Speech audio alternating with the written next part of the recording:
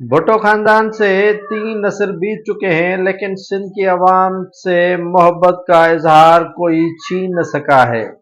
शहीद जुल्फ़िकार अली भुट्टो के बाद उनकी बेटी शहीद मोहतरमा बेनज़ीर भुट्टो से सिंध में वालिहाना अकीदत रखी जाती है। पता नहीं कौन सा ऐसा तिलस्माती जादू था इन लीडरों में जो अवाम के दिलों से ताहाल तीसरी नस्ल है जो जुल्फ़िकार अली भुट्टो, बेनज़ीर भुट्टो और बिलावल भुट्टो से मोहब्बत अकीदत का इजहार करती आ रही है। कल शहीद और पाकिस्तान की पहली खातून वज़ीर आज़म मोहतरमा बेनज़ीर भुट्टो की 16वीं बरसी है।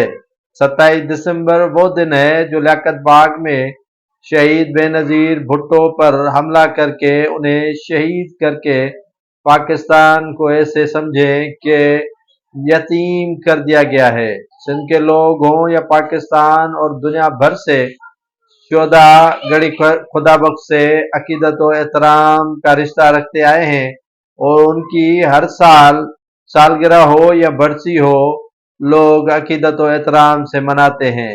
ये सिंध के मुख्तलिफ शहरों से पाकिस्तान पीपल्स पार्टी की शहीद बेनज़ीर भुट्टो की 16वीं बरसी में शिरकत के लिए काफिले गड़ी खुदा बख्श लाड़काना की तरफ रवां दवा है। मुल्क भर से काफिले पहले तो बड़े ही तादाद में जमा हुआ करते थे, लेकिन आहिस्ता आहिस्ता शहीद मोहतरमा बेनज़ीर भुट्टो और शहीद जुल्फ़िकार अली भुट्टो के बरसी पर कम हो गए हैं।